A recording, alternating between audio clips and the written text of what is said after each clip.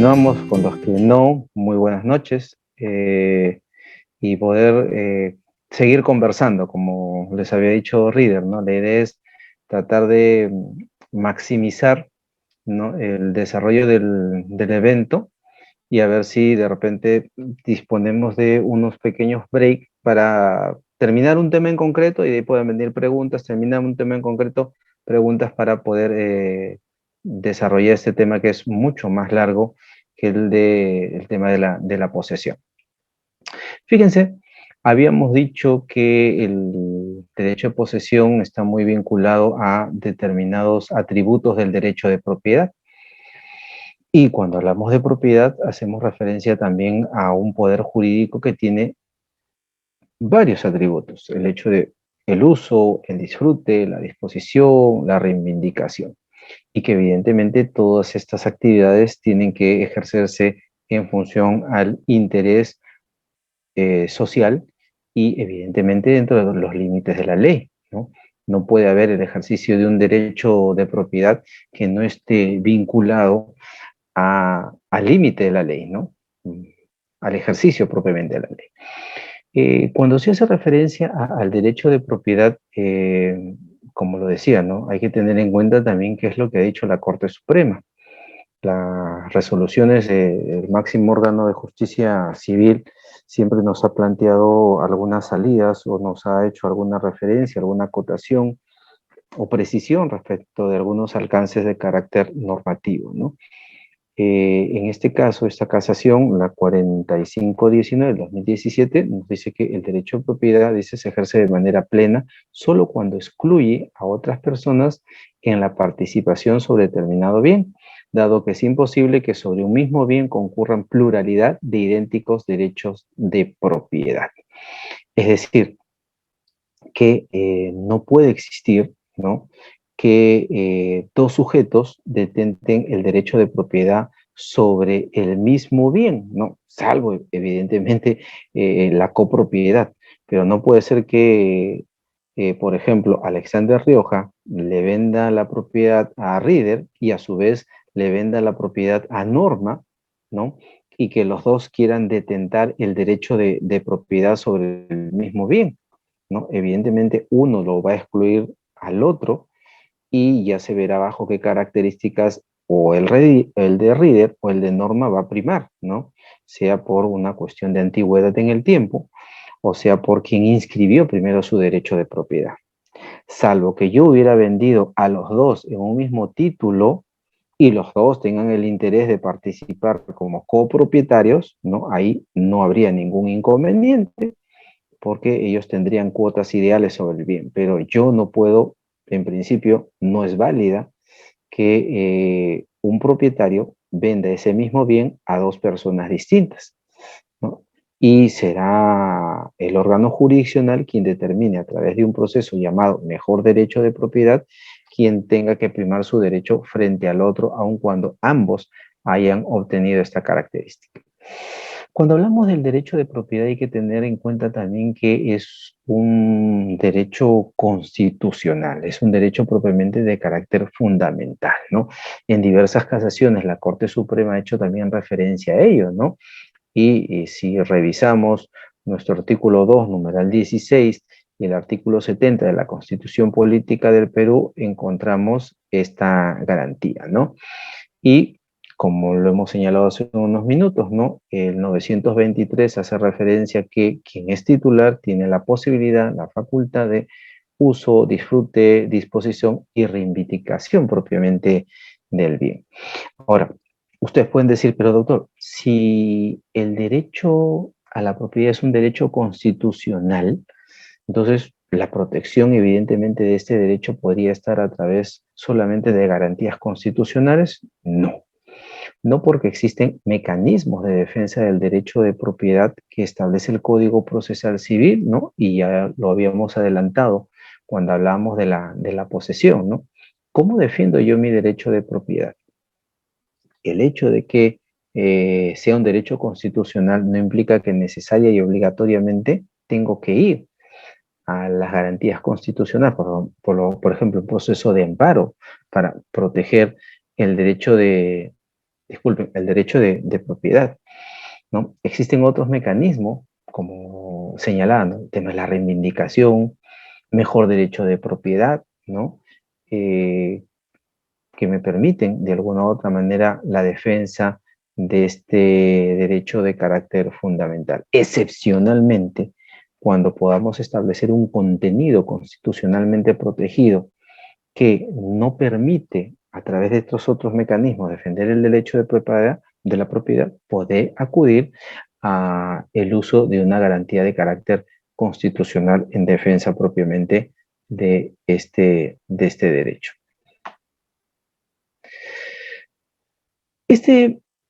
Tener en cuenta también que, como ustedes saben, ¿no? El derecho de uno acaba cuando empieza el derecho de otro, ¿no? Y el derecho de propiedad que nosotros ejercemos tiene determinadas limitaciones, ¿no?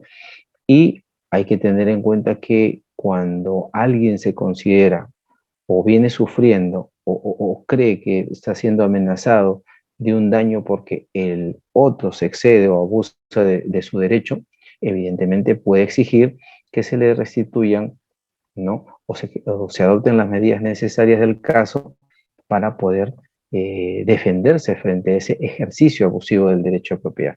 No estamos hablando de un abuso del derecho, ¿no? Porque el derecho no puede ser abusivo en principio. Por eso que se habla de ejercicio abusivo del derecho. Entonces, vuelvo a reiterar, cuando se ejercita abusivamente nuestro derecho, yo, por ejemplo, mucho veo esto en algunas provincias, en algunos tiempos determinados, ¿no? Cuando yo, que soy una persona pacífica, que me gusta leer, estoy sentado y de repente mi vecino hace una apoyada, decide sacar sus parlantes fuera de su casa, decide cerrar parte de la pista, parte de la vereda, ¿no? Y ahí está ejerciendo abusivamente su derecho de propiedad, porque su derecho acaba donde empieza el mío. Y si bien es titular de su derecho de propiedad hasta la acera y de la acera para afuera ya es público, ¿no? Él no puede sacar sus parlantes, ¿no? Él no puede colocar esa bulla a determinada hora que perjudican en el ejercicio de mi derecho a la propiedad. No puedo disfrutar de mi derecho a la propiedad, no puedo disfrutar del descanso, no puedo disfrutar de la lectura si tengo un gran bullicio hacia afuera. Entonces, bajo esas características, tengo que utilizar los mecanismos que habrían, ¿no? Llamar al serenazgo, ¿no? Llamar a la policía, ¿no? Y si de repente ese ejercicio abusivo, en ese caso en concreto o en otros, genera un perjuicio, evidentemente tengo todas las prerrogativas de iniciar los procesos judiciales que correspondan para pedir la indemnización en ese caso en concreto. ¿Se puede limitar el derecho a propiedad? Sí, como le decía, hay una limitación al derecho de propiedad, ¿no? Y estas pueden establecerse sola y exclusivamente por necesidad y utilidad pública o por interés social, ¿no? Y estas causales establecidas por la ley no pueden modificarse o establecerse propiamente a través de un acto o negocio jurídico. No, las restricciones solamente están bajo estas prerrogativas. Y hablar de necesidad, utilidad pública o interés social tienen que ver con esos aspectos a los que estamos desarrollando, ¿no? Una necesidad pública busca una conservación, un mantenimiento de actividades o bienes socialmente significativos, ¿no? La utilidad pública implica que existe una actividad, un bien o un servicio que es de beneficio o interés para la colectividad.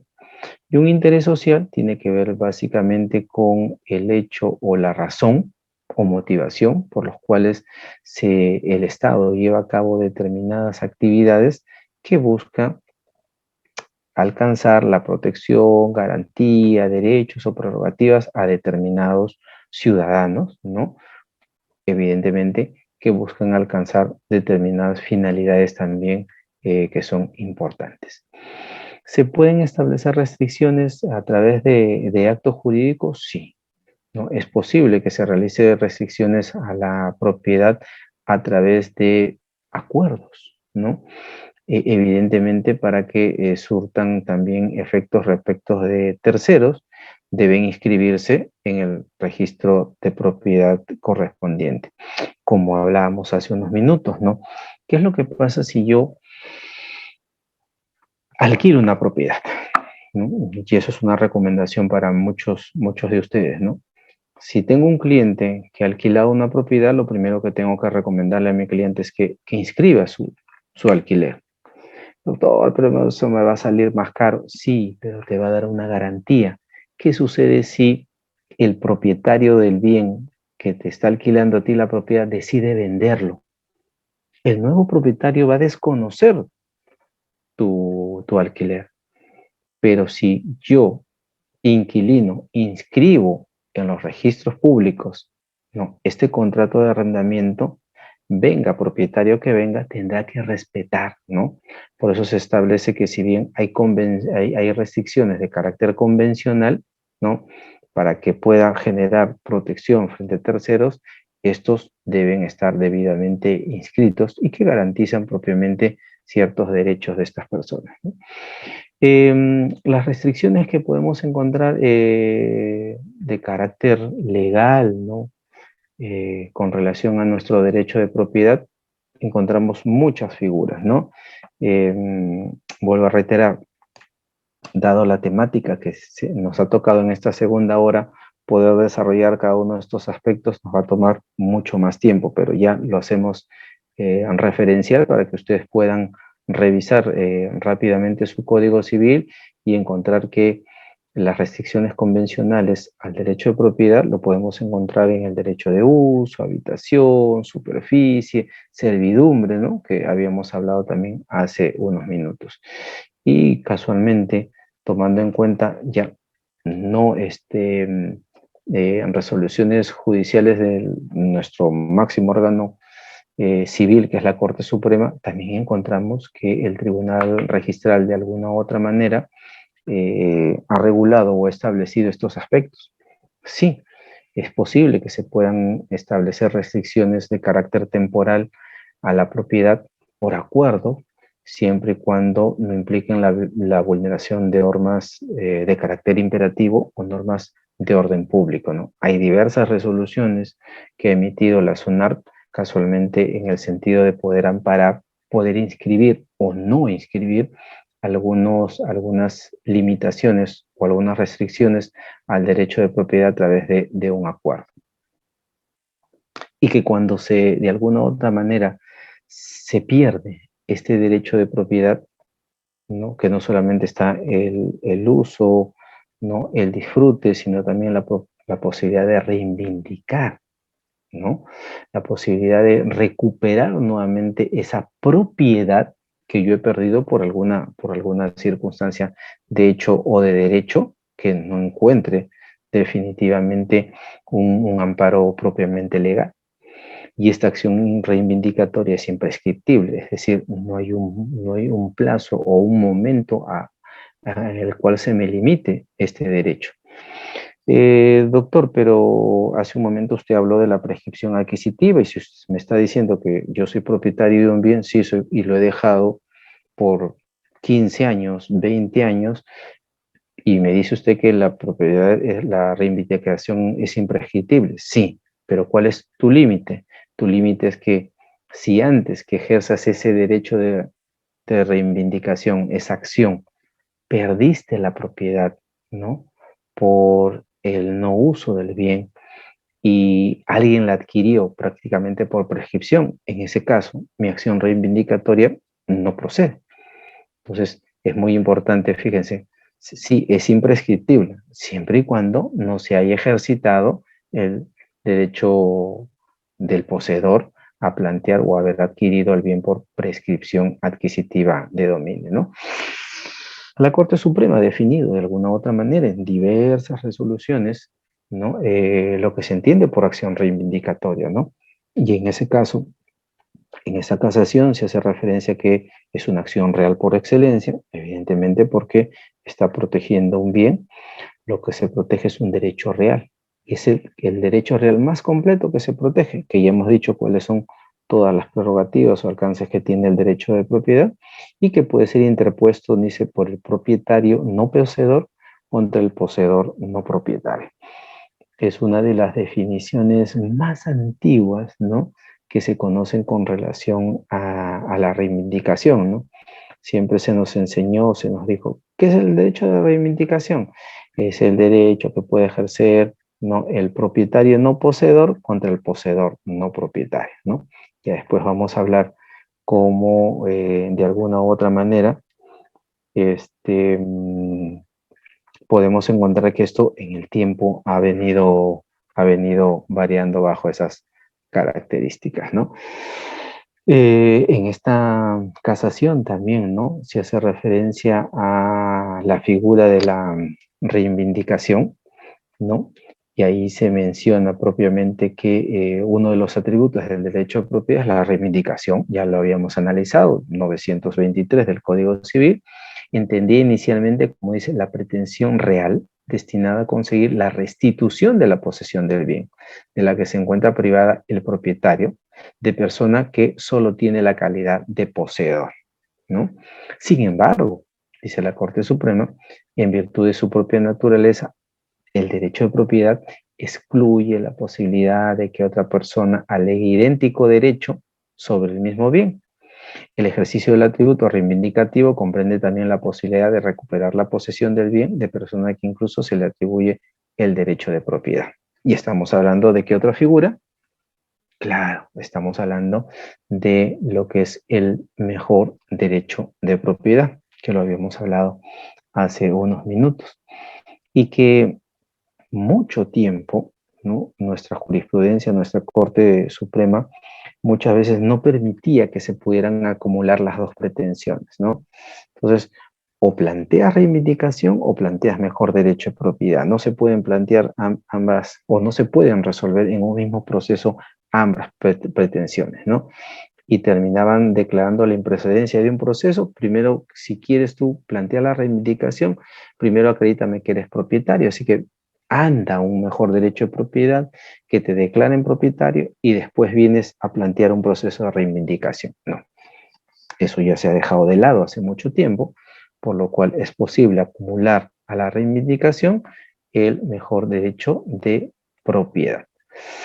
Entonces, bajo ese supuesto, ¿no?, también encontramos que este mejor derecho, esta acción reivindicatoria, no tiene definitivamente determinadas aristas y tiene que ver propiamente con el derecho de proteger la titularidad de este derecho inscrito, no inscrito, ¿no?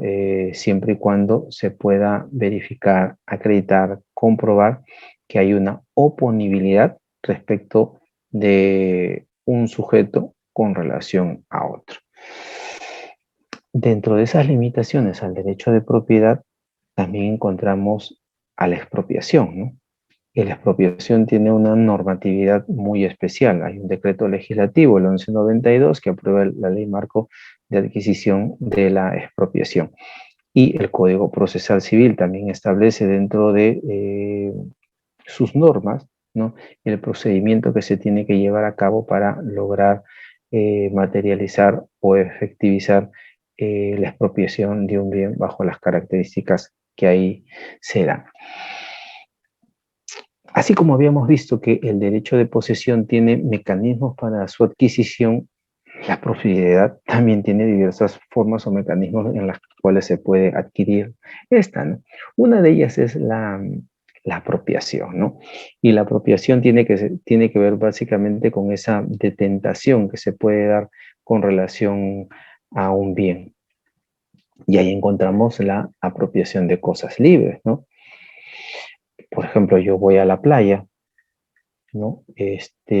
Las piedras, conchas u otras análogas que se hay en el mar o en el río o en sus orillas, definitivamente son algo que en principio, bajo evidentemente cantidades válidas, se podría decir, ¿no? puedo yo considerar o tomarlas como propias, ¿no? Muchos de nosotros hemos ido a la playa, hemos visto una piedra bonita, nos las hemos llevado a casa, a veces para mamá, ¿no? A mí a veces me decía, mi madre me decía, te vas a la playa, sí, búscame una piedra plana, porque quiero para chancar mis ajos, para, ya, me apropiaba yo de esos bienes porque en principio no, no les pertenecen a nadie, pero no podría ir yo con un camión y pretender llevarme arena de la playa o pretender llevarme una camionada de piedras, ¿no? Entonces, bajo esas características, evidentemente existe una limitación a la aprehensión propiamente de estos bienes, piedras, conchas u otras análogas que se pueden encontrar en las playas, en los ríos o en las orillas. Y igual en el caso del tema de caza y pesca, ¿no? Los animales, los peces, en principio son de propiedad de quien las coge, ¿no? El hecho de que hayan caído en una trampa, en una red o hayan sido heridos, también nos permite tener en cuenta que hay una apropiación de estos bienes, ¿no? Ahora, ¿puedo yo realizar apropiación de bienes, en estos casos de animales en propiedad ajena? No, no está permitido, ¿no? O sea, salvo que el propietario me haya dicho, oye, puedes ingresar, ¿no? Por ejemplo, me voy a un fondo, ¿no?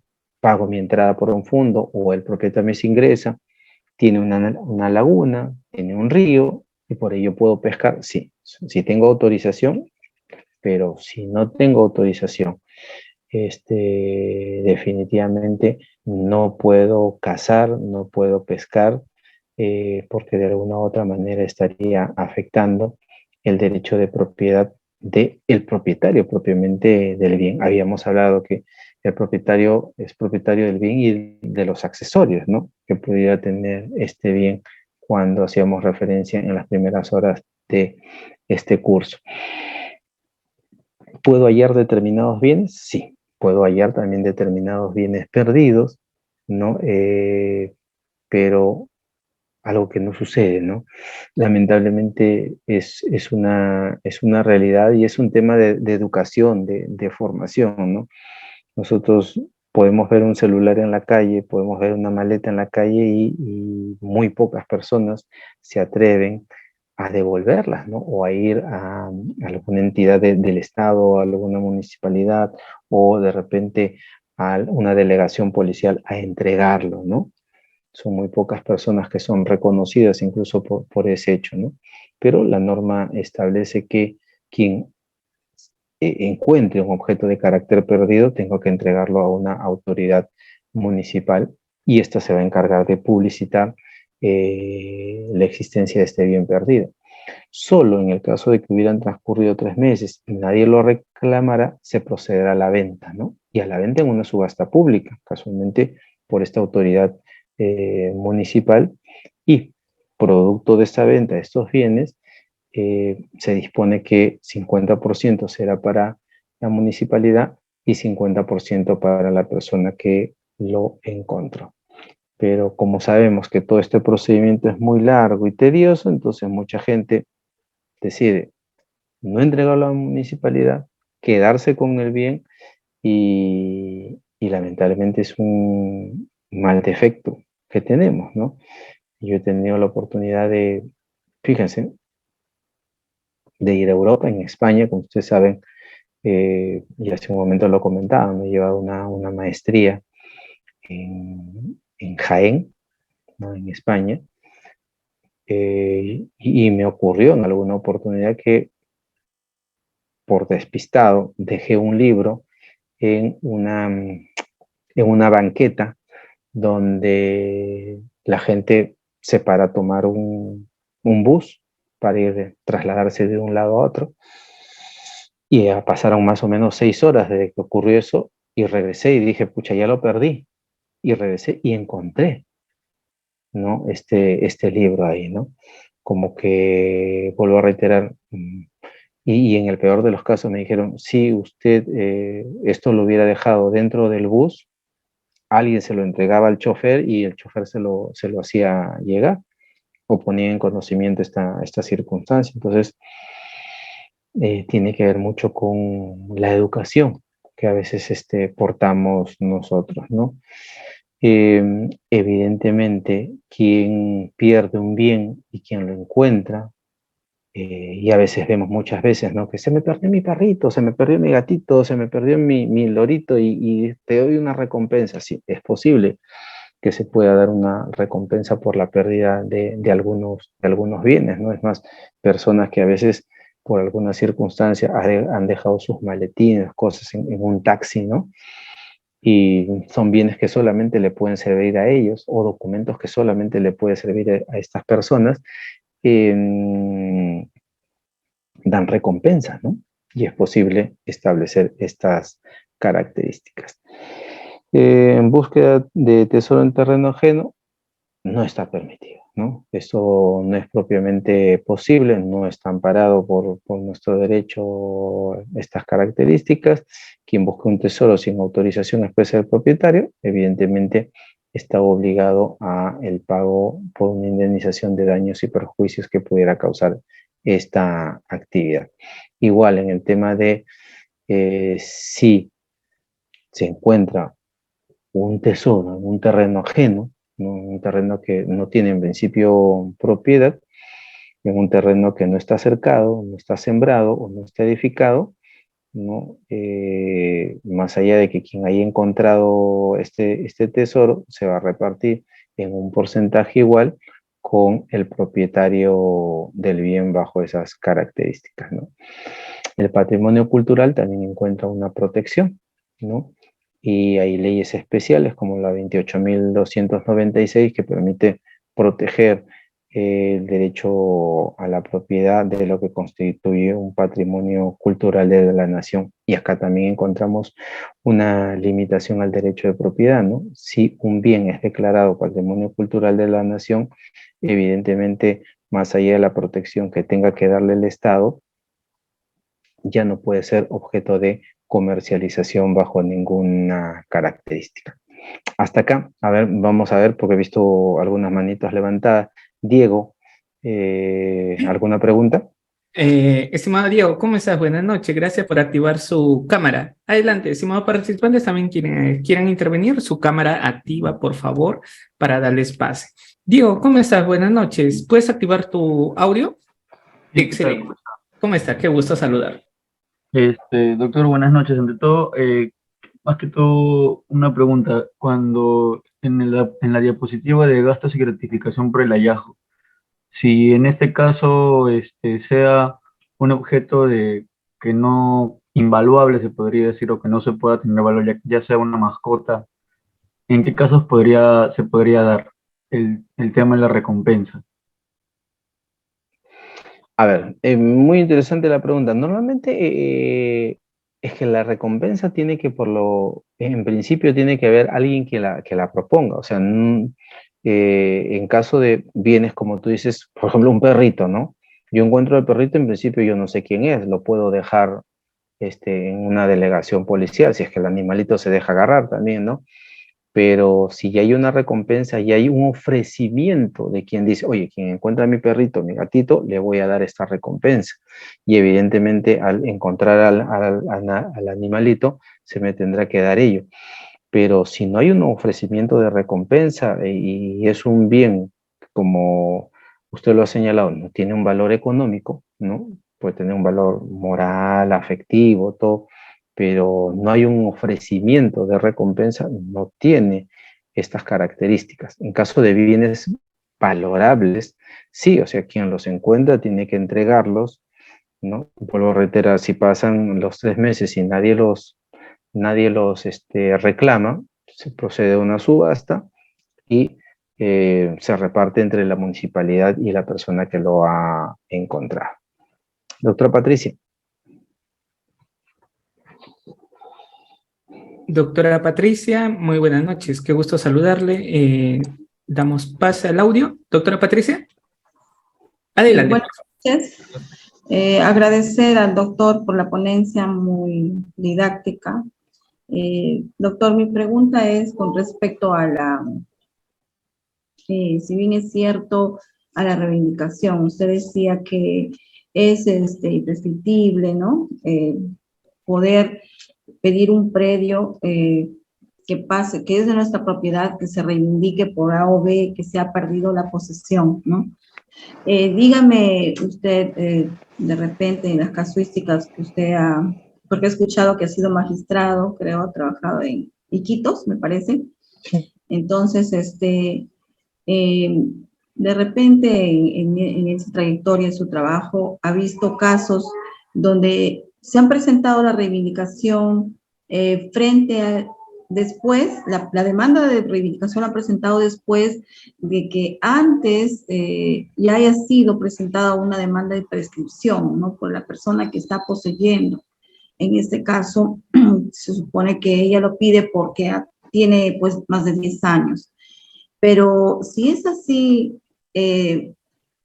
usted también dijo que no se tiene que haber, se tiene que presentar la reivindicación, pero no tener un caso ganado, que ya te lo hayan quitado la propiedad, pues por un proceso de prescripción, ¿no? Pero en estos casos, de repente, cuando no hay todavía una sentencia de prescripción, no ha habido todavía una prescripción ganada, ¿todavía se puede presentar la reivindicación, doctor? Sí, no hay ningún... Es más, en la práctica me sucedió no necesariamente con la reivindicación, pero sí con un desalojo. Y bueno, todavía no era magistrado. Trabajaba en la ciudad de Lima, en la Corte del Callao, donde una persona demanda prescripción adquisitiva sobre un bien, ¿correcto? Gana el proceso de prescripción adquisitiva, tiene una sentencia, pero a la vez el propietario del bien lo había demandado por desalojo. Entonces, habían dos procesos con dos sentencias consentidas y ejecutoriadas. Y cuando llega el juez de primera instancia, no sabía qué hacer. Entonces, ¿qué hago? Es decir, tengo una sentencia que por un lado reconoce al señor Marco como propietario del bien por prescripción adquisitiva, pero tengo de otro lado al demandado de ese proceso, el doctor Rolando, ¿no? Que tiene un proceso él ganado por desalojo. O sea, Marco demanda a Rolando por prescripción adquisitiva, lo gana, pero también Rolando demandó desalojo a Marco y lo tiene ganado. Bajo esas prerrogativas, ¿cómo ejecutamos esas dos sentencias? ¿O serían inejecutables? Entonces, en principio, vamos a ir por lo más práctico, ¿no? Y el juez fue por lo más práctico. Entonces, vamos a ejecutar el proceso de desalojo. Entonces, Rolando desaloja a Marco porque tiene una sentencia ganada bajo esa prerrogativa y se le hace la entrega del bien en posesión. Posesión. Sin embargo, se considera ya cumplido el mandato, pero como hay una sentencia donde Marco es el propietario, se procede al desalojo, ¿no? De Rolando, porque ahora Marco es el nuevo propietario. En concreto, que podría darse situaciones en las cuales, como me dice la doctora, doctor, hay alguien que está ocupando por prescripción durante un tiempo, no demandó prescripción adquisitiva, está en trámite incluso su proceso, y alguien podría venir a reclamar la reivindicación, sí, no hay ningún problema, pero también no hay ningún inconveniente de que aun cuando yo haya sido desalojado o haya perdido la propiedad, la posesión del bien, tengo la posibilidad de demandar mi proceso de prescripción adquisitiva de dominio y ganar un proceso de prescripción adquisitiva, ¿no? Y recuperar nuevamente esa propiedad, porque si bien, como había planteado hace un momento, la reivindicación es imprescriptible siempre y cuando no haya operado la prescripción adquisitiva. Pero si ya operó la prescripción adquisitiva, ya no es posible poder detentar el tema relativo a la reivindicación. Marco, doctor Marco, y después doctor Rolando. Excelente, doctor. Damos pase al doctor Marco y luego al doctor Rolando y al doctor Junior, ya que es la primera sección con el doctor Junior, ya que había participado en posesión. No hay problema, doctor Junior, mantenga su manito, ¿sí?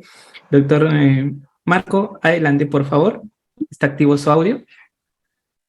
Bienvenido. Muchísimas gracias. Muy buenas noches, les saludo desde la ciudad de Arequipa. Mi consulta es la siguiente. Tengo un caso de que es de una propiedad, obviamente en una posesión continua de como 35 años. Lo que pasa es que se les ha otorgado la propiedad con título provisional, no título definitivo, no está inscrito. Se les otorgó hace 35 años el primero de fecha cierta, pero conforme ha pasado el tiempo, después de unos 15 años han ido otorgando nuevos títulos provisionales del mismo terreno. Lo que pasa es que ahora hace poco los han demandado por nulidad de acto jurídico porque quien otorgó esos títulos creo que no tenía las competencias necesarias para hacerla. La pregunta es la siguiente, doctor. En este conflicto de derechos, ¿cuál es el derecho que más se va a priorizar? ¿Mi posesión y propiedad continua, que son 35 años, o esta ineficacia del acto jurídico? Gracias. Muy importante. Es que, como lo decía hace unos minutos, ¿no? Yo para detentar la posesión de un bien tengo que tener un justo título. Entonces, si se está cuestionando el origen de esa posesión, porque no hay una validez, entonces estamos hablando que no habría el justo título. Uno de los elementos o los requisitos necesarios para poder interponer la demanda de prescripción adquisitiva es que el título sea justo. Y vuelvo a reiterar, no estamos hablando de un documento bajo esas características. El título tiene que ver con el derecho o la razón que da origen, ¿no?, al ejercicio propiamente, en este caso, de la posesión. Doctor Rolando. Excelente, doctor. Doctor Rolando, ¿cómo está? Buenas noches, qué gusto saludarlo. ¿Está activo su audio? Adelante, por favor. Aló, buenas noches, doctor Alexander. Excelente ponencia. Me consultas lo siguiente, y al respecto del funcionamiento de una fábrica casi ilegal, digamos, y está adjunto casi a mi domicilio, y que hace ruidos las maquinarias hasta el amanecer. Entonces, varias veces yo había, a buena manera, le dije que podría hacer bulla pues hasta las 8 o 9 de la noche máximo, ¿no? Pero no en las horas de descanso. Entonces, bueno, no hace caso. ¿Cuál sería la base legal para quejarse o que intervenga la municipalidad de ordenanza? Muchas gracias.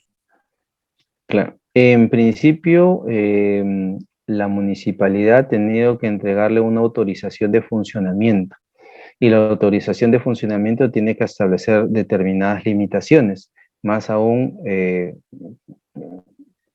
por la actividad que realizan, ¿no? Y habría que ver en esa autorización o licencia de funcionamiento, como se conoce, si hay un límite en cuanto al tema horario. Ahora, más allá del hecho de que no haya una limitación en cuanto al horario, si se le está realizando una afectación directa, como usted dice, oye, no puedo dormir porque a esta hora no debería funcionar, no debería trabajar y este ruido es incómodo, yo puedo iniciar administrativamente la denuncia correspondiente, ¿no? Porque se está afectando mi derecho a la tranquilidad, mi derecho a la salud, ¿no? Y si ya esto no prospera a nivel administrativo, ya podría utilizar las acciones o las vías legales correspondientes, porque lo que estoy defendiendo es mi derecho a la propiedad, ¿no? Que implica casualmente este aspecto de la tranquilidad o la paz que yo debo tener en cuanto al ejercicio propiamente de mi derecho, ¿no? Doctor Junior. Excelente, doctor. Muchísimas gracias. Doctor Junior, ahora sí, puede intervenir. Bienvenido. Sí, doctor, le puedo hacer la pregunta, soy yo un estudiante de Derecho. Ante la demanda, ante una interposición de demanda por poseedor precario, ¿puedo responder de que no va a proceder, no procede el desalojo por poseedor precario, por lo que ya he cumplido con los requisitos de la prescripción adquisitiva de dominio y tengo que irme a otro proceso, eso sí, ¿no? Para plantear la prescripción, pero ¿puedo responder eso? ¿Ya he cumplido con los requisitos? Con la posesión pacífica, continua y pública. Gracias. Sí, casualmente al finalizar vamos a hablar sobre eso, pero le voy adelantando.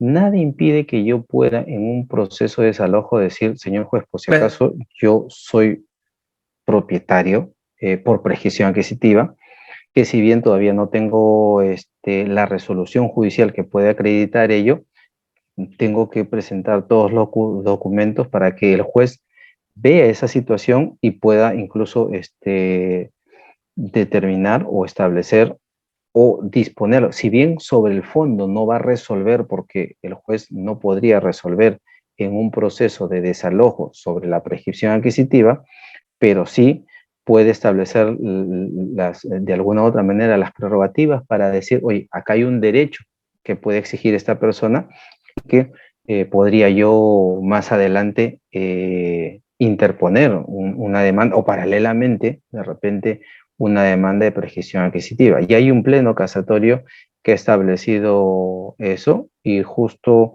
antes de finalizar la clase vamos a hacer referencia a este pleno casatorio. Rápidamente, quiero referirme a algunas preguntas que hay en el chat, ¿no? Dice, doctor, me dice, ahí, a ver, se nos ha ido la cámara. Ya. A ver, doctor, ¿puede ser al contrario solicitar la prescripción adquisitiva y el actor ya interpuso la demanda?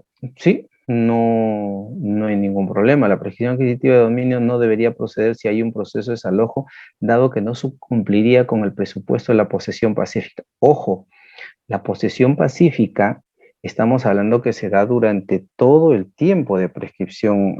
Si yo ya detenté los 10 años y me demandan después por desalojo, no hay ninguna interrupción de la posesión pacífica. Es más, hay algunas sentencias que dicen que el solo hecho de la demanda de desalojo no interrumpe la posesión pacífica. No, algunos decían, una carta notarial interrumpe la posesión pacífica. No. Entonces, no pensemos que el hecho de que ya yo porque lo demando, ya perdió.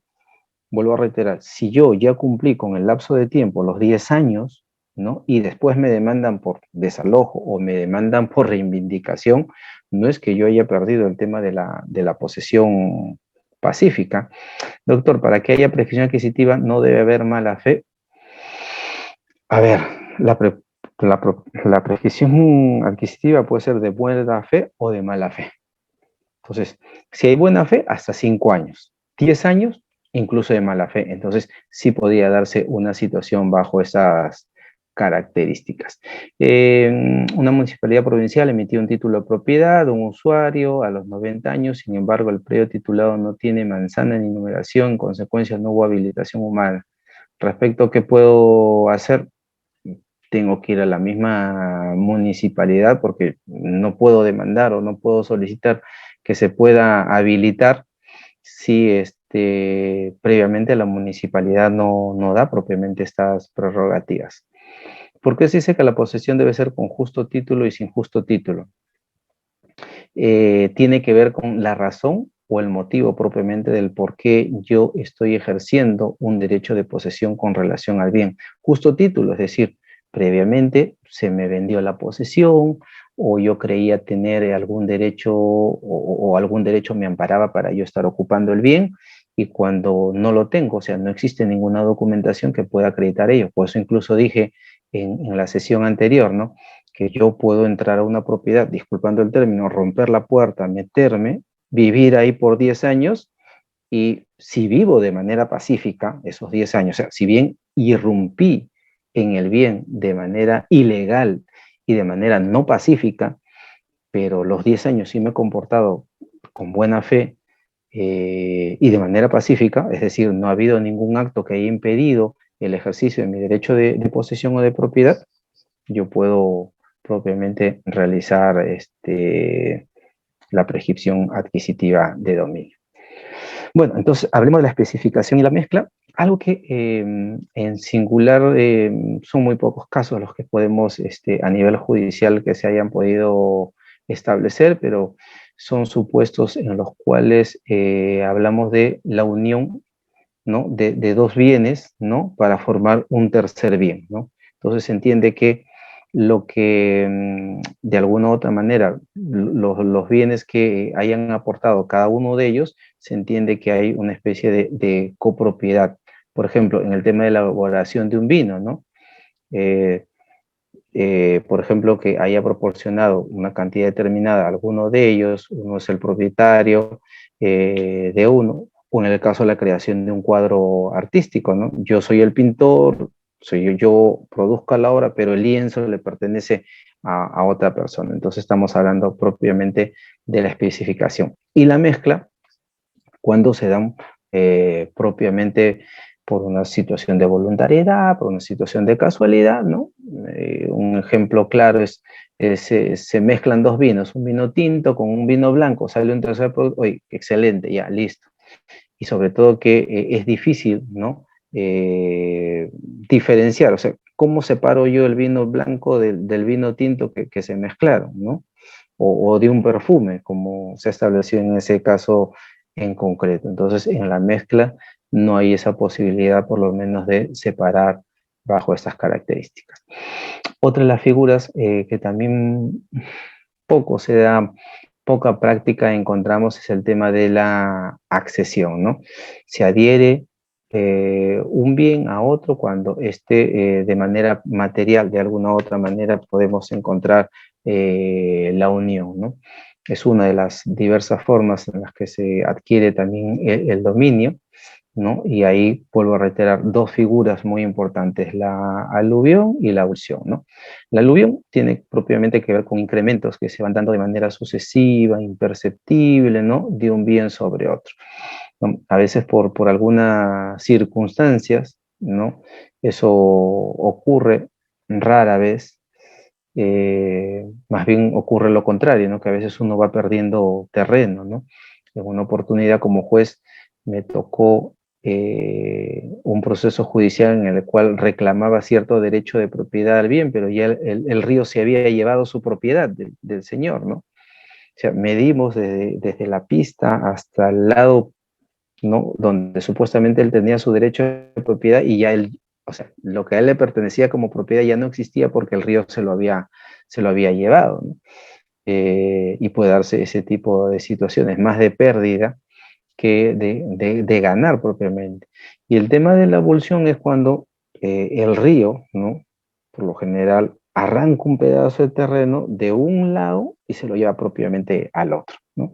Situaciones, como les digo, que son muy excepcionales. En la práctica poco se ve sobre eso y hay figuras que por desuso propiamente no se aplican bajo estas características. Lo que sí podemos ver es el tema de la edificación de buena fe o de mala fe en terreno ajeno, ¿no? Cuando hay una edificación de buena fe en terreno ajeno, dice, el dueño del suelo tiene dos opciones. O hace suyo lo edificado o obliga al invasor que le pague el terreno. Eso sucede normalmente en el tema de las invasiones que siempre se da con relación a estas características, ¿no? En el primer supuesto, el dueño del suelo debe pagar, dice, el valor de la edificación, cuyo monto será un promedio del costo y el valor actual de la obra, ¿no? Y para eso, evidentemente, necesitamos un perito que pueda establecer este monto. Y en el segundo caso, el invasor debe pagar el valor comercial actual del terreno. También, en ese caso, debe un perito fijar el monto y bajo estas características, como les digo, se puede hacer dueño propiamente del terreno. Si hay mala fe en el propietario del suelo, es decir, yo sé que soy propietario y lo dejo construir, ¿no? A esta persona sabiendo que soy propietario del bien, ¿no? Tiene la opción propiamente, dice, si el propietario del suelo obra de mala fe, la opción que trata el artículo 941, es decir, le corresponde al invasor de buena fe, quien en tal caso puede exigir que se le pague el valor actual de la edificación o pagar el valor actual del terreno. Existen básicamente esas dos prerrogativas que se pueden dar con quien de mala fe, ¿no? Actúa en ese caso como propietario. En el caso de la edificación de mala fe en terreno ajeno, ¿no? Cuando se edifique un terreno de mala fe en terreno ajeno, el dueño, ojo, el dueño puede exigir la demolición, ¿no? Del bien o hacer suyo lo edificado, sin obligación de hacer ningún pago, ¿no?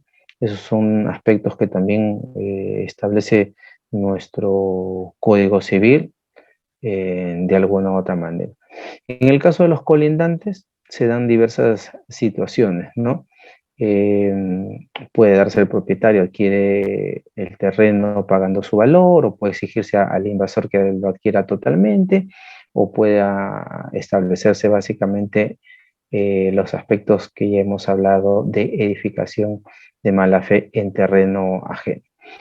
Sobre esto también hemos encontrado alguna jurisprudencia, ¿no? Que de alguna u otra manera trata de fijar, y es muy importante en el caso de la excesión, ¿cómo determinar la buena fe o la mala fe? ¿No? La Corte Suprema ha mencionado, ¿no? Dice, ¿qué elementos a tomar en cuenta? El conocimiento del poseedor, en que es ajeno el terreno sobre el que construye, ¿no? O la creencia del poseedor no propietario que tiene alguna facultad para construir, a pesar de tratarse de un terreno propiamente ajeno. En tercer lugar, si el tercero invasor levanta alguna edificación sobre el terreno que se conoce como ajeno, será el propietario del terreno quien podrá optar entre demoler lo edificado o apropiárselo, ¿no? Debido a la mala fe en que estaría incurriendo este tercero. Y por el contrario, si este tercero invasor construye sobre un terreno ajeno con desconocimiento de dicho terreno, que es de propiedad ajena, dicho tercero, este tercero que actuó de buena fe y no será afectado, ¿no? Ante esta situación de exigir el pago de lo edificado bajo estas características. Entonces, estos son los aspectos. Voy a terminar esto de qué pasa en el caso de materiales, plantas o semillas ajenas para pasar a algunas preguntas que por ahí están levantando la manito, ¿no? También, en el caso de quien edifica de buena fe con materiales ajenos, ¿no? O siembra plantas o semillas ajenas, adquiere lo construido o lo sembrado, ¿no? Si la edificación o siembra es hecha de mala fe, tendrá que pagar el doble del valor o una indemnización propiamente de daños y perjuicios, ¿no? En el caso de la accesión de carácter natural, encontramos, por ejemplo, si yo soy el propietario de un animal, ¿no? de una hembra, adquiero la cría, salvo pacto en contrario, para que los animales puedan ser considerados frutos bajo las características que establece el Código Civil, basta que se encuentren en el vientre de la madre, aunque todavía no hayan nacido. En el caso de que se hubiera dado un tema de inseminación artificial, hay que tener en cuenta quién aportó los elementos reproductivos para el animal de carácter ajeno. Bueno, ahora hablamos del tema de la transmisión de la propiedad. Había algunas preguntas que vamos a ver. Vico, ¿puedes encender tu cámara, por favor? Estimado participante, por favor, activar sus cámaras para las preguntas que tuvieran a buena cuenta realizar. Si no, continuamos con la capacitación. Doctor, creo que no. No tenemos... A ver, estimado participante, pueden activar su cámara en estos momentos. No tienen ninguno, doctor. Adelante. Bueno, tengan en cuenta las reglas de juego. Nosotros somos abogados o vamos a ser abogados y vivimos de reglas. Entonces, respetemos las reglas. Yo también, si no está encendida su cámara, ya no le voy a dar la posibilidad de pase porque perdemos tiempo, ¿no? Y la idea es ganar un poco, seguir avanzando en la exposición. Si hay alguna duda, Ya vuelvo a reiterar, solamente le voy a dar pase a las personas que tienen activa su cámara. ¿Cómo se transfiere la propiedad de un bien de carácter mueble, ¿no? Básicamente a través de la tradición. Habíamos hablado hace unos minutos en el tema de la posesión, ¿no? La posesión se tramite básicamente o se transfiere a través de la tradición. En el caso de la propiedad también uno de los mecanismos de transferencia está a través de la tradición, ¿no? Y la tradición hay que tenerla en cuenta de acuerdo a que si estamos hablando de bienes muebles, de bienes inmuebles y de derechos, ¿no? Hemos tomado por referencia al maestro Barsi Rospigliosi, quien hace referencia, ¿no? Una clara apreciación con relación a la tradición, ¿no? En los bienes muebles se transfiere la posesión y la propiedad, ¿no? A modo de entrega. En los bienes inmuebles se transfiere solo posesión, pues la propiedad se transfiere con el consentimiento, ¿no? Y en el caso de derecho no se entregan físicamente, pero se transfieren y su transferencia no exige una entrega física, ¿no? De ahí que se haga referencia que lo entregado es el derecho, ¿no? La cosa, y no propiamente la posesión. Otro de los aspectos muy importantes también es cuáles son los requisitos para entender el tema de la tradición, ¿no?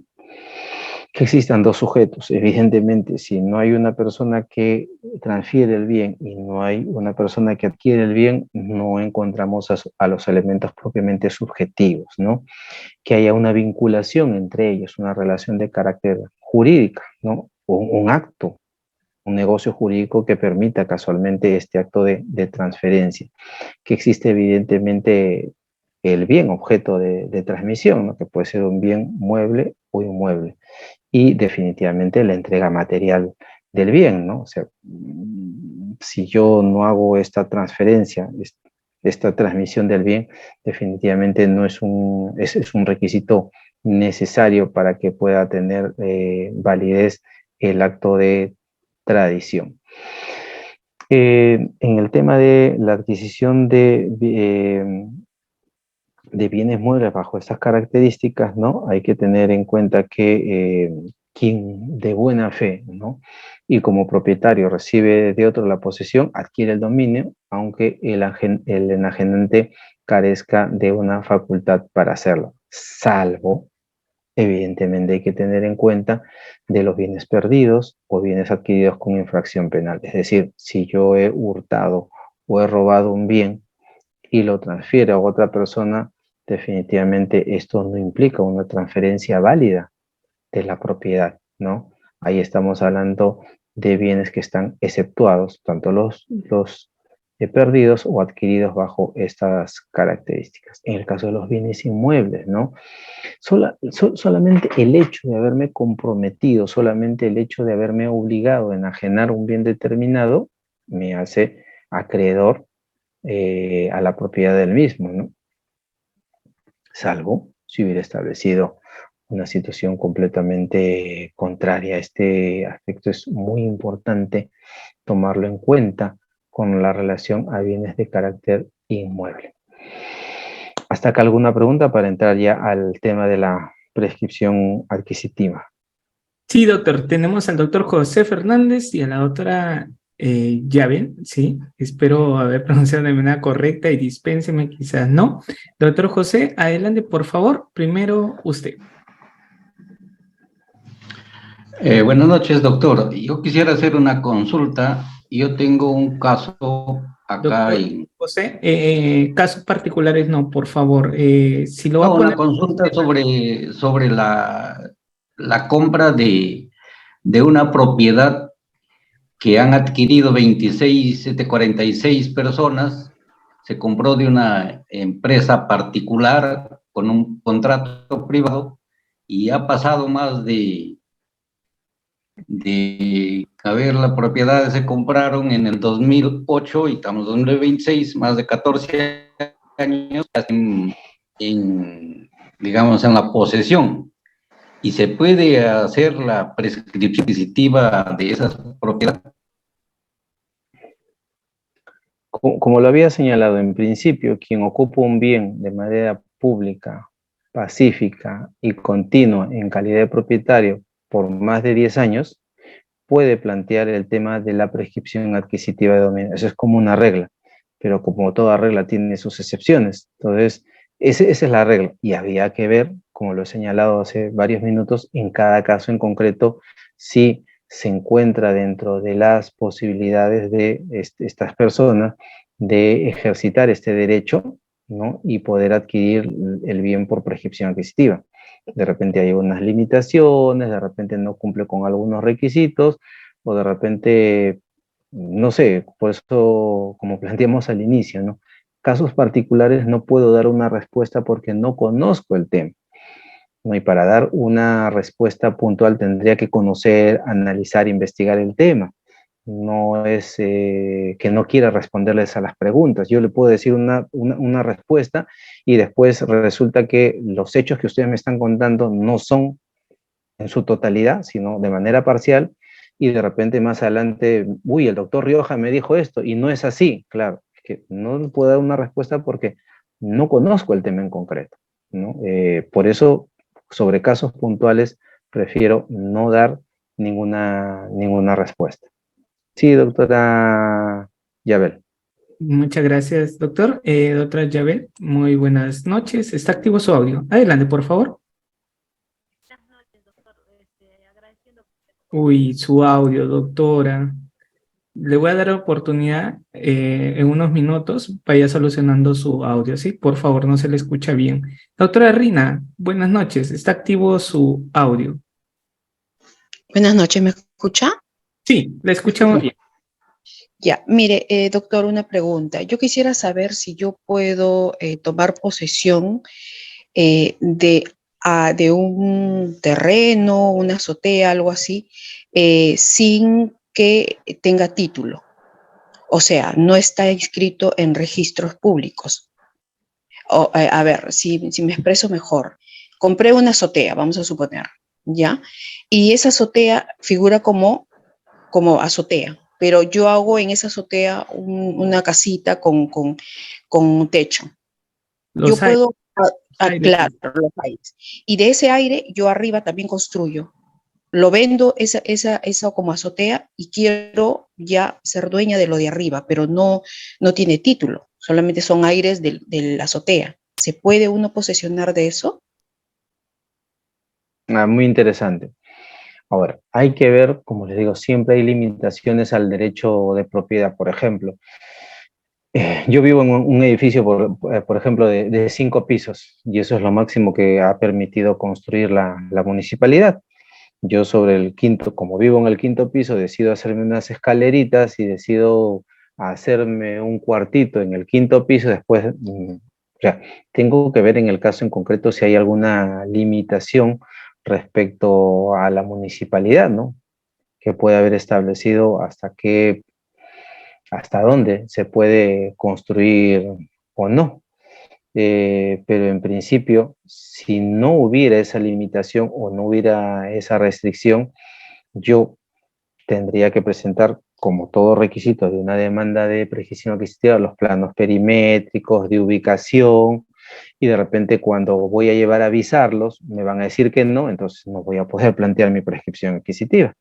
Entonces, hay que primero cumplir con el reglamento, hay que verificar bajo qué características estoy ocupando ese bien y ver en la municipalidad si me pueden dar algunos documentos que necesito para ello o legalmente si no hay ninguna limitación para prescribir un bien bajo esas características, que serían básicamente, como señalaron hace un momento, el tema de aires. Doctor Junior. Excelente, doctor. Doctor, dispénseme. Teníamos a la doctora Yabel que su audio no estaba funcionando de manera correcta. Correcto. ¿Sí? Doctora Yabel, espero que esta vez sí. Doctora, a ver, por favor. Buenas noches. Ahora sí, perfecto. Buenas noches. Primero agradecerle por la ponencia muy buena y de mucha ayuda. Quisiera saber si un bien inmueble se puede prescribir si uno de los hijos, por decir, está ocupando más de 20 años y la mamá que no ocupaba el lugar a cuyo título estaba la propiedad, la señora muere y se declara como la única sucesora, ¿no? Intestada, a través de una sucesión intestada. Si los demás hijos se oponen a esta sucesión intestada, hay la forma que la poseedora del terreno o del inmueble pueda solicitar una prescripción adquisitiva porque está viviendo más de 20 años.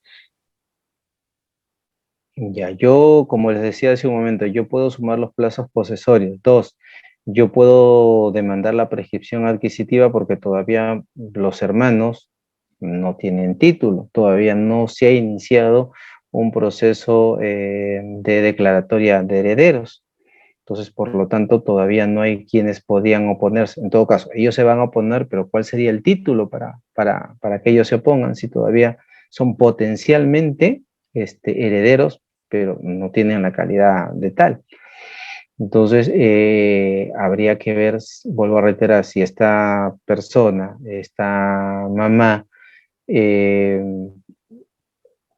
que es la que originalmente era la propietaria del bien, yo puedo sumar de repente los plazos posesorios para poder adquirirla por prescripción adquisitiva, siempre y cuando haya ese tema, ¿no? De suma de plazos posesorios. Junior. Tenemos a un participante que tiene activo su cámara, pero está manejando. Creo que no podría darle, doctor Jorge Dávila, de verdad, cuanto quisiera, pero está manejando. Lamentablemente no podría darse la posibilidad. Espero que su gentil comprensión. Igualmente, la pregunta nos puede hacer cuando llegue. Cuando ya se detenga. Sí, sí, sí. Después vamos a ser culpables de un accidente y pérdida de algún derecho de propiedad de alguien, ¿no? Así que y justo estamos hablando de eso. Junior, por favor, te doy pase. La pregunta puntual, por favor. Sí, doctor, si tengo una persona jurídica, una sociedad cuyos moradores ostentan la posesión, ¿no? De repente, ¿no? De 1 hectárea, 2 hectáreas de terreno, tiene sus viviendas ahí, ¿me sería factible plantear o demandar prescripción adquisitiva si cumplo con todos los requisitos como persona jurídica? ¿No habría limitación en que una persona jurídica ostente la posesión, o tendría que ser como individualmente? Muy interesante tu pregunta. A ver, una de las características del derecho para poder detentar la prescripción adquisitiva es el animus domini. Y una persona jurídica no podría tener esta característica, ¿no? El animus, ¿no? Es un aspecto subjetivo y que le corresponde, que le pertenece a personas naturales. Entonces, que una persona jurídica pueda prescribir, particularmente considero que no, porque faltaría un elemento esencial que sería el animus, ¿no? Del que está revestido todo derecho de quien quiere plantear una prescripción adquisitiva. Doctora Karen.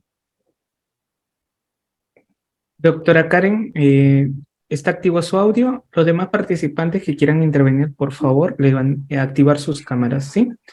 Creo que... Ya, listo, adelante. Sí, sí, quisiera tomar en parte la intervención de la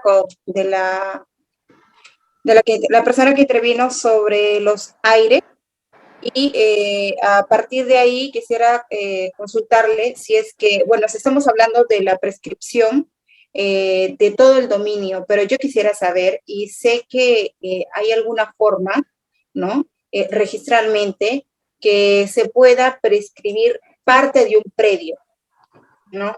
Y en este caso, podría darse que extrarregistral, en la realidad existe una copropiedad, ¿no?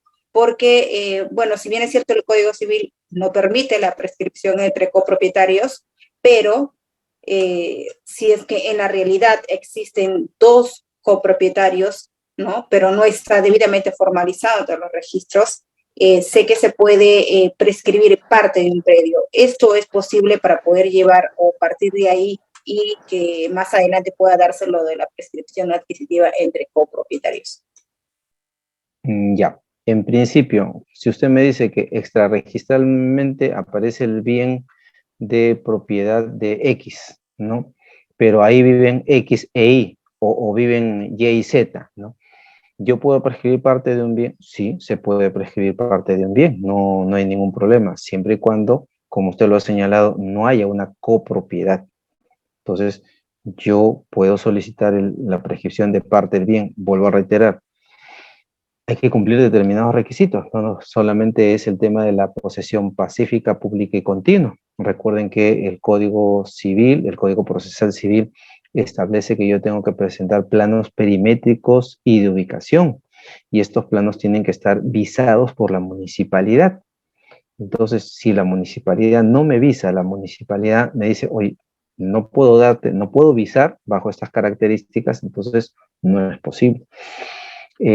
¿Puedo prescribir parte del bien? Sí, prescribo y después pido la división y partición del bien, ¿no? Para poder propiamente detentar el derecho de propiedad inscrito sobre la parte del bien que sí le he ocupado efectivamente, porque reiteramos, la prescripción adquisitiva, yo tengo que acreditar que me he venido comportando como propietario de manera pública, pacífica y continua durante el tiempo que establece la ley. Doctor Alexander y doctor Luis Manuel, Sí, ahí cerramos, por favor. Doctor Alexander, disculpe, ya se estacionó el doctor Jorge Dávila. ¿Podríamos darle pase? Ya no hay ningún problema. Doctor Jorge Dávila, ya que se estacionó, por favor, ahí está el audio. ¿Puede activar su cámara?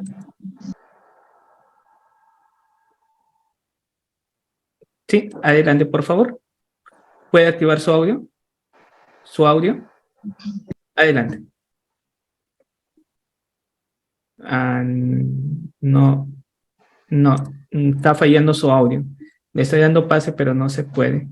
Doy pase a otro participante, Alexander. Alexander Cabrera. Muy buenas noches, está activo su audio.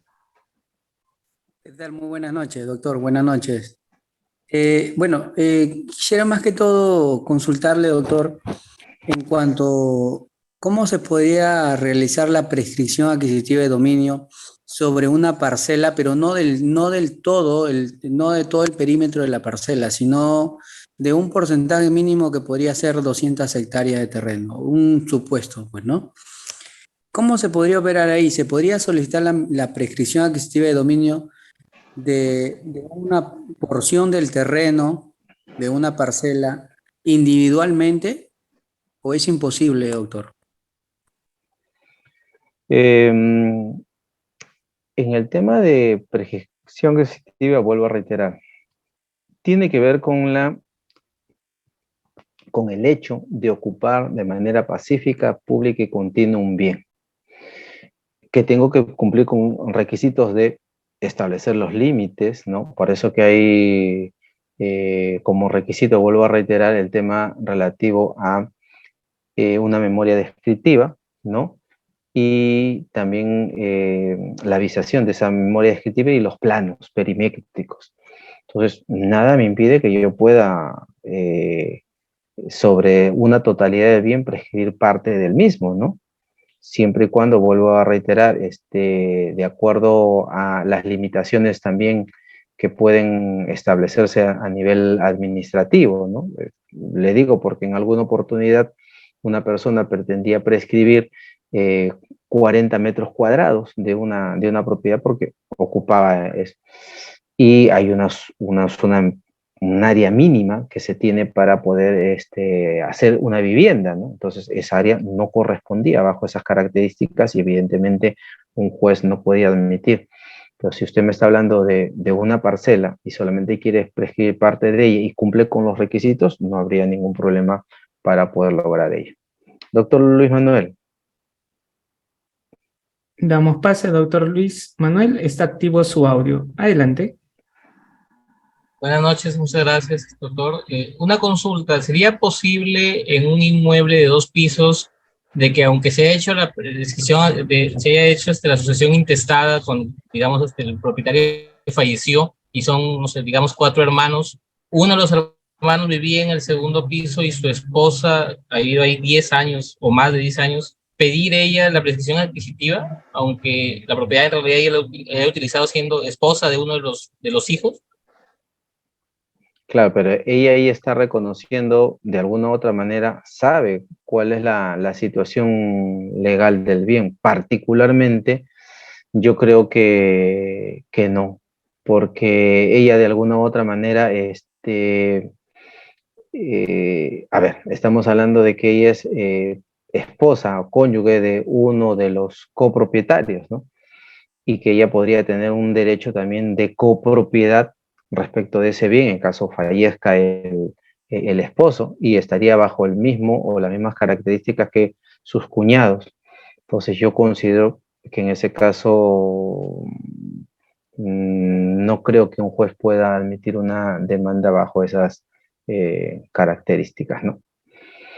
Bueno, vamos continuando entonces. En tema de la prescripción adquisitiva ya de alguna u otra manera nos hemos ido adelantando, hemos visto cuáles son estos requisitos, ¿no? Ya hemos ido conversando, pero ¿qué es lo que ha establecido propiamente la Corte Suprema con relación a esta institución, con relación a esta figura, ¿no?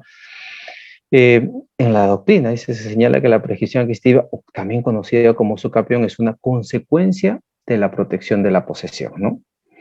Y normalmente la propiedad vence a la posesión, pero cuando el propietario no ejercita su derecho y en cambio un no propietario posee un bien durante un cierto tiempo o un determinado tiempo, la posesión derrota propiamente a la propiedad. Entonces, de alguna u otra manera, la Corte Suprema hace referencia a que la prescripción representa el triunfo del hecho sobre el derecho, ¿no? Y que, como habíamos señalado, también implica un castigo a quien de alguna u otra manera no ejerce su derecho como tal, ¿no? Si soy propietario de un bien, tengo ciertas prerrogativas, usar, disfrutar y disponer del bien. Entonces, quien no ejercita estas prerrogativas es sancionado, es castigado propiamente por el Estado, ¿no? A perder su derecho de propiedad frente a quien sí viene ejerciendo propiamente estos efectos. Y en esta sentencia, ¿no? En esta casación, que es el segundo pleno casatorio, ¿no? Habíamos hablado de un elemento muy importante que es el animus domini, ¿no? O sea, quien ejercita el derecho a la posesión tiene que hacerlo con esa intención, ¿no? De comportarse como si fuera propietario, ¿no? De hacer ver a su alrededor que todos crean, ¿no? Que él es propietario, aun cuando no lo sea. Él sabe que no lo es, pero se comporta como si lo fuera. Y sus vecinos lo reconocen como tal. Como magistrado, como les decía, yo he participado de muchos procesos de prescripción adquisitiva en los cuales cuando al testigo se le preguntaba, señor, ¿usted conoce? Sí, lo conozco, es más, es compadre mío, hace 10 años, 15 años lo conozco, pero la verdad, doctor, siempre pensé que él era propietario del bien. O sea, cuando me invitó, me dijo, quiero que seas mi testigo, yo me sorprendí, pues, que no eres el propietario. No, mira, que estoy demandando una prescripción adquisitiva. Y es cierto, ¿no? Entonces, eso era un elemento adicional para poder advertir, para poder corroborar que sí se estaba comportando propiamente como propietario, no siéndolo, y casualmente a través de este proceso lograr este efecto que él solicitaba, ¿no? Sobre esto podríamos discutir incluso toda la noche, y ya nos quedan pocos minutos, porque hay dos corrientes con relación a esto. El Código Civil hace referencia, por ejemplo, a que quien adquiere un bien por prescripción puede entablar juicio para que se declare propietario. Eso implicaría que no es necesario entablar un juicio para que se me declare propietario. Dice, la sentencia que accede a la petición del título para la inscripción de la propiedad respectivo, ¿no? Y cancela el asiento a favor del antiguo dueño.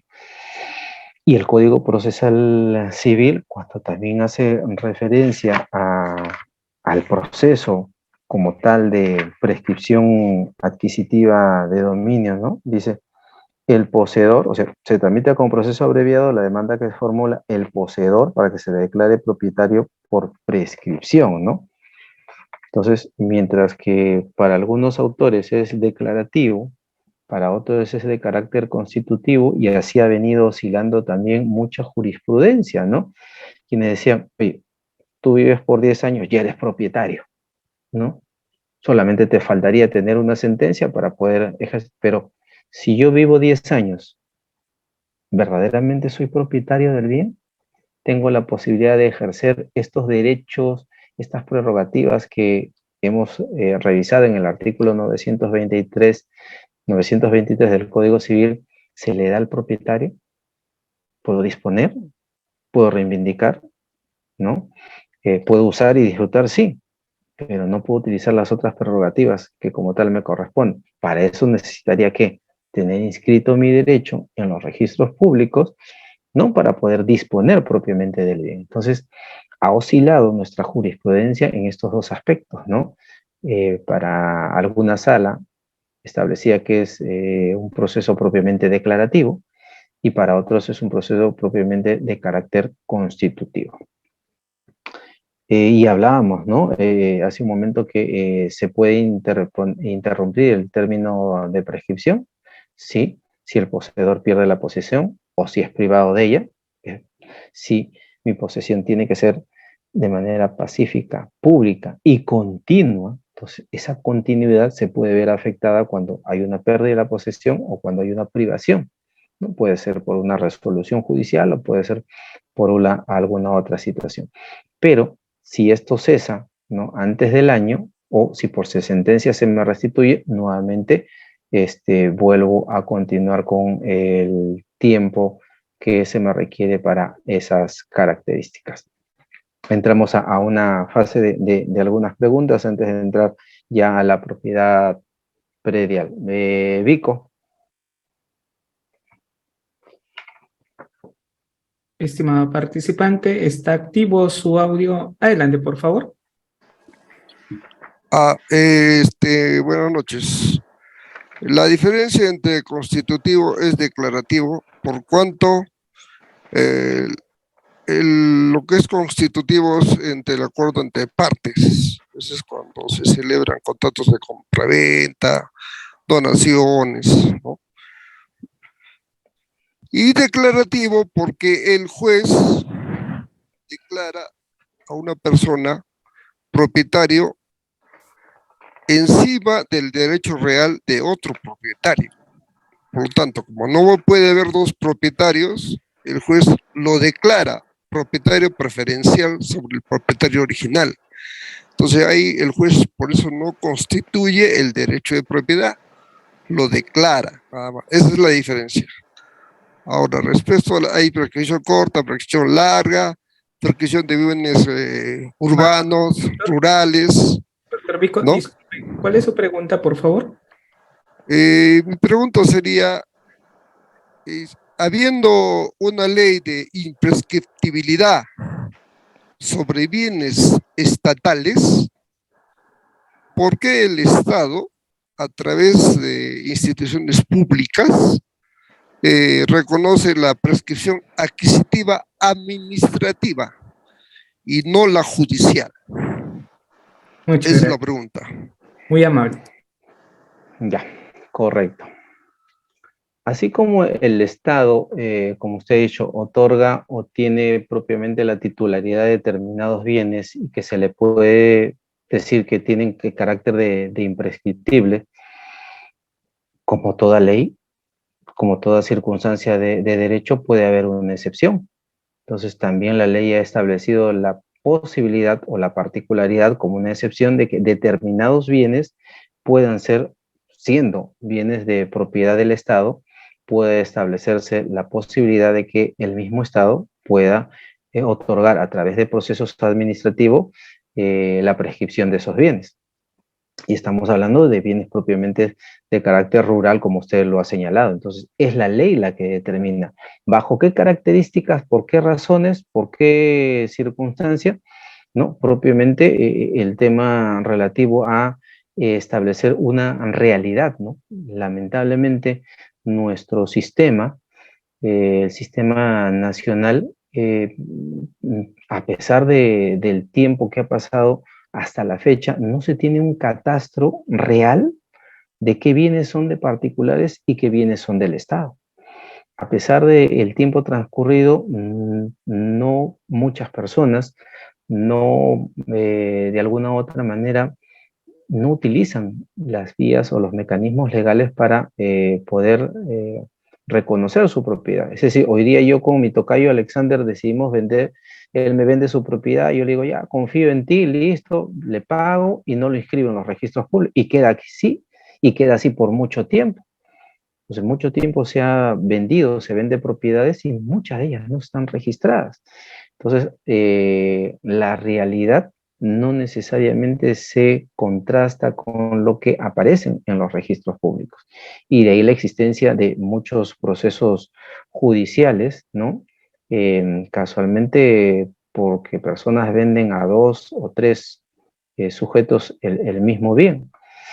Entonces, bajo esa prerrogativa, estando a realidades existentes en las cuales hay quienes por alguna situación, bienes rurales, los están utilizando, cumple con lo que la ley ha establecido para otorgarles un derecho de propiedad porque están utilizando el bien y cumplen además otros requisitos adicionales que establece la misma ley para esta posibilidad, el Estado mismo, a través de las municipalidades, como usted ha señalado, de la prescripción adquisitiva, en este caso de carácter municipal, se puede hacer. Entonces, eso nos lleva a decir, prescripción adquisitiva se puede dar tanto a nivel judicial, a nivel notarial, ¿no? Porque los notarios también tienen esta posibilidad, y también a nivel de las municipalidades, ¿no? Entonces, encontramos varios niveles o varios mecanismos mediante los cuales se puede adquirir la propiedad por prescripción. Alexander.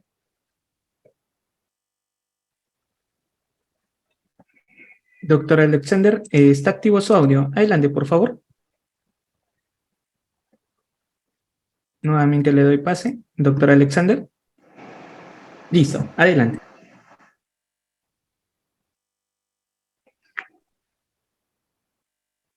Doctor, Sí. buenas noches. ¿Me escucha? Sí, lo escucho. Doctor, buenas noches. Quería, en la misma línea de lo que preguntó el doctor anterior, en un terreno de propiedad de la municipalidad, en la cual un posesionario se encuentra más de 20 años en posesión.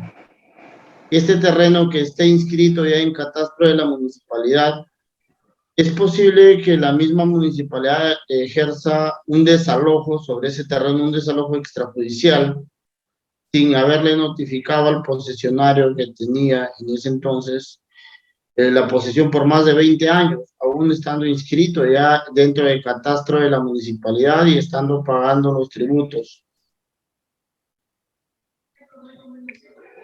Es que el pago de tributos no me detenga un derecho de propiedad. El derecho de propiedad tiene que estar inscrito en los registros públicos para yo poder proteger mi derecho. Si la municipalidad, aun cuando yo pueda pagar o pueda estar al día en mis tributos, sigue siendo propietario la municipalidad, y si yo no he ejercido ningún mecanismo legal de protección de mi derecho de posesión, es decir, haber iniciado un proceso judicial de prescripción adquisitiva, entonces yo no soy propietario.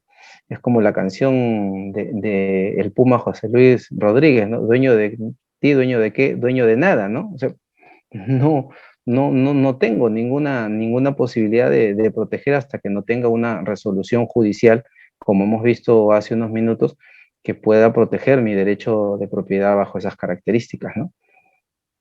Doctor Pedro. Tenemos al doctor Pedro. Doctor Pedro, está activo su audio. Adelante, por favor. Buenas noches. Tengo dos consultas, doctor Alexander. Nada más, doctor Pedro, por favor. Y puntual. Sí, es una pregunta. Ya está bien. Bueno, mi pregunta es, ¿qué capacidad especial se necesita para ejercer la posesión? Adelante, doctor Alexander.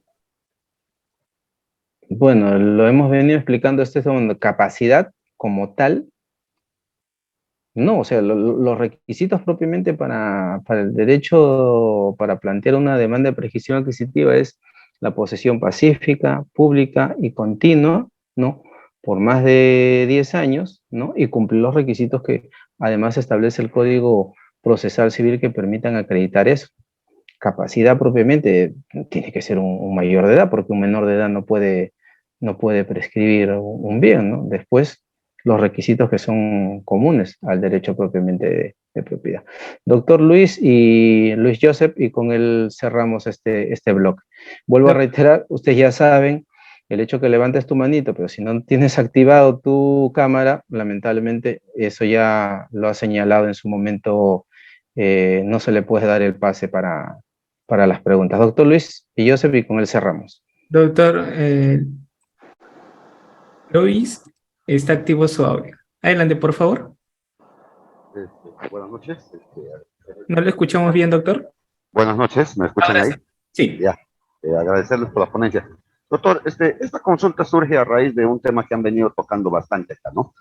¿Qué pasa si, por ejemplo, un predio en realidad nunca fue del Estado, ¿no? O sea, le estoy poniendo este panorama, nunca fue del Estado. La persona, lo que pasa es que era un pueblo tradicional, un pueblo antiguo donde no existía registros públicos, no existían esas cosas, y las compraventas se realizaban ante juez de paz. Entonces, tenían propietarios, pero resulta que el 2000 tantos, COFOPRI inicia su proceso de formalización y no encuentra los propietarios en los predios, pero propietarios, ¿ah? No los encuentra y registra todos los terrenos a nombre de la municipalidad y no perjudicando a un solo propietario, sino une lotes, ¿no? O sea, por ejemplo, 10 lotes los une y los registra como si fuera un solo predio a nombre del Estado. O sea, pasaron a ser del Estado en supuesto fáctico una expropiación, ¿no? Estos propietarios piden a COFOPRI anular su acto administrativo, no logran eso, pero lo que yo tengo es esto, ¿no? La duda en concreto. Acabo de escucharle a usted. Estas personas se han visto frenadas por el tema de que, como han unido los lotes, es así, ¿no? Pero tienen sus planos originales, sus compraventas originales celebradas ante juez de paz. Con esos planos, entonces, no hay limitación de que puedas hacer independientemente una prescripción adquisitiva judicial con esos planos por parte de cada lote en general que ha titulado COFOPRI, ¿no? O sea, tú puedes ir por la parte que te corresponde. Tienes tus 1000 metros cuadrados y vas a la prescripción por tus 1000 metros cuadrados con todas tus documentaciones que tienes desde el año 80, por ejemplo. Claro, a ver, como lo había señalado, en principio, ¿no? Este proceso es un proceso netamente probatorio. Entonces, si yo tengo los medios probatorios que me permitan acreditar la posesión pacífica, pública y continua por más de 10 años, y tengo los documentos, los medios probatorios que me permitan ello, o sea, no hay ningún inconveniente, siempre y cuando no haya una limitación de carácter legal. No haya alguna otra situación que impida que yo pueda lograr el tema de la prescripción adquisitiva, sea un bien que puede ser objeto propiamente de prescripción, ¿no? Por eso les decía, a veces responder en casos en concretos me evito porque no tengo los antecedentes como para poder decir sí y poder dar de manera certera una respuesta, ¿no? Porque, vuelvo a reiterar, son cuestiones propiamente muy personales y trato de evitar dar una respuesta de algo que tengo que estudiarlo como corresponde para decir cuál es la salida legal en ese caso. Doctora María, y con usted terminamos, por favor. Doctora María, muy buenas noches, está activo su audio. Adelante, por favor. Buenas noches, agradezco la ponencia y la respuesta. Doctor, una consulta.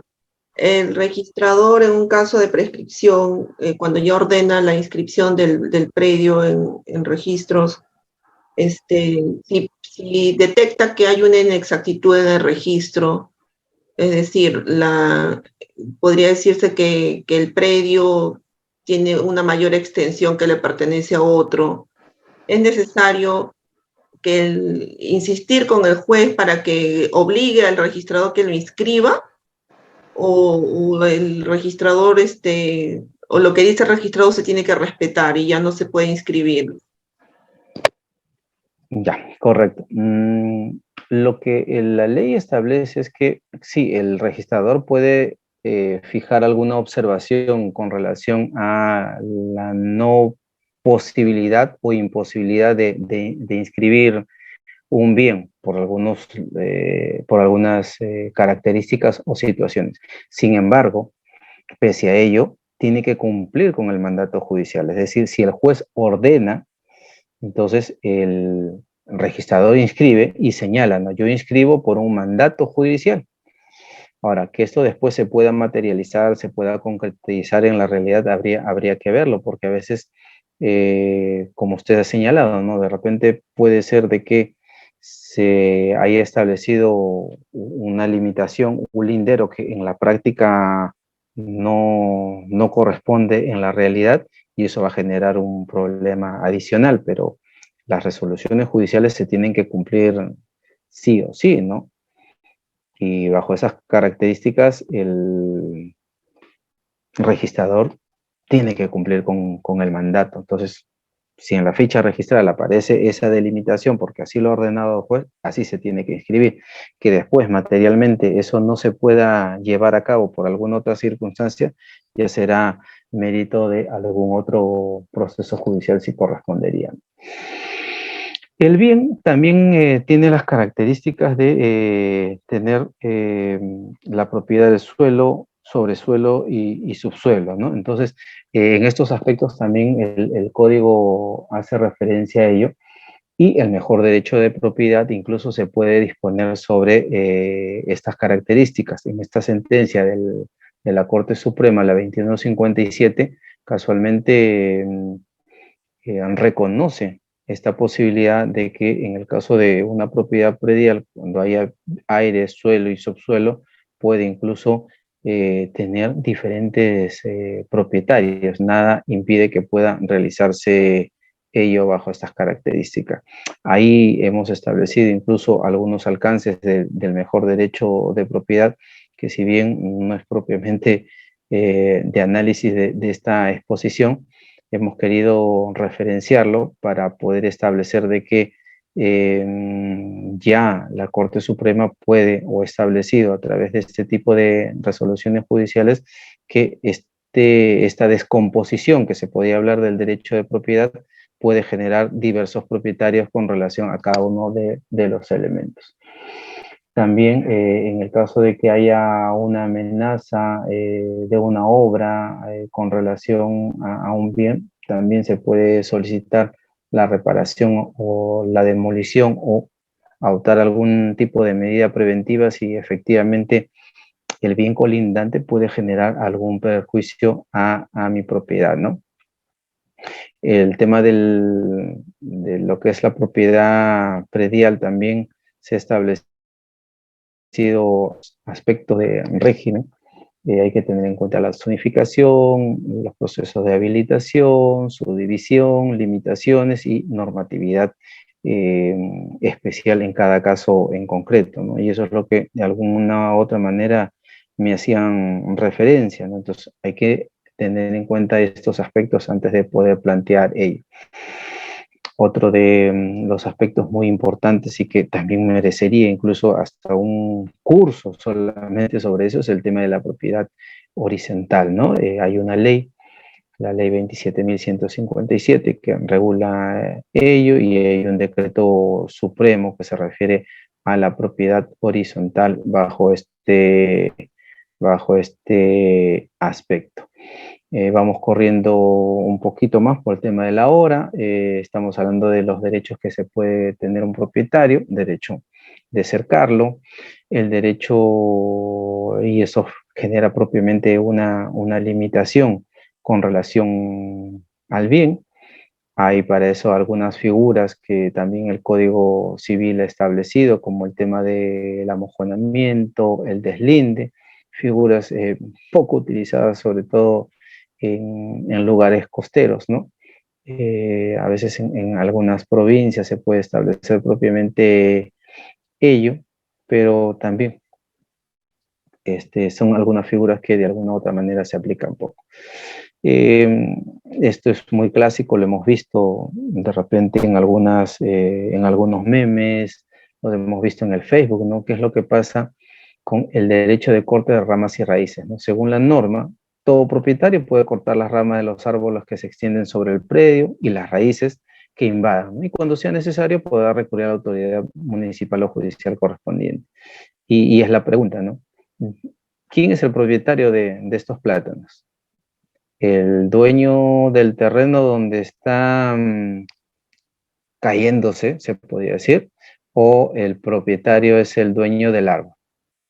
Entonces ahí podríamos ver cómo aplicamos esta norma en este caso en concreto, ¿no?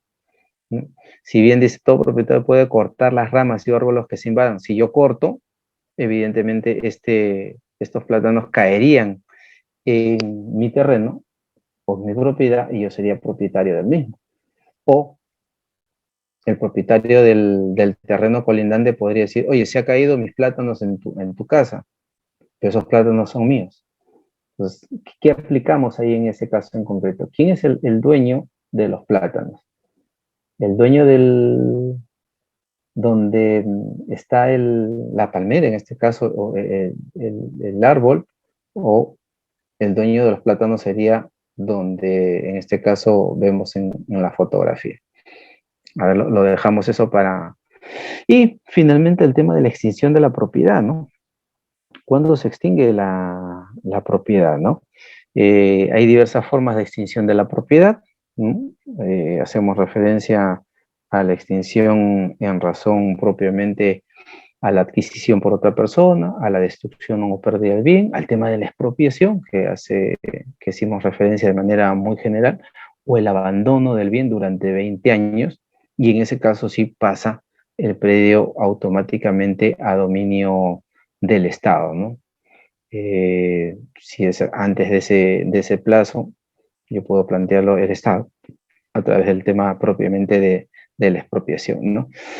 El tema de la copropiedad, que algo hemos venido conversando sobre ese tema, donde hay una pluralidad de sujetos con relación a un propio bien, ¿no? Y esto ya lo fuimos hablando en primeras horas del curso y quería ya ir cerrando el tema, ¿no? No se preocupen que van a tener las diapositivas con relación al segundo pleno casatorio, ¿no? El tema de la usucapión, cómo entender la correcta interpretación del artículo 950, ¿no? Lo que veníamos conversando, ¿no? Debe hacerse en el sentido que nada obsta para que dos o más coposeedores homogéneos puedan usucapir, puesto que de ver amparada su pretensión devendrían en copropietarios, figura que está prevista en nuestra legislación. Eso es lo que se ha establecido propiamente en la interpretación y como una doctrina jurisprudencial vinculante, ¿no? Donde hace referencia a estos coposeedores de carácter propiamente homogéneo, ¿no? La partición de carácter convencional, cuando dos o más propietarios de un bien deciden que este bien se pueda partir entre tantos propietarios tengan el derecho sobre el bien. Y hay en algunos casos bienes que son objeto de indivisibilidad, sin embargo, siempre y cuando haya acuerdo de los copropietarios puede darse esta circunstancia. También el derecho de preferencia en el copropietario y algunos aspectos finales, ¿no? De la suspensión de la partición cuando haya una autorización judicial bajo esas características. Espero sinceramente, pese al tiempo, haber abarcado en estas 4 horas que hemos estado juntos, todos los aspectos relativos, ¿no? Al derecho de posesión, al derecho de propiedad, ¿no? Y que puedan sinceramente servirles a ustedes para el mejor desarrollo de su actividad profesional.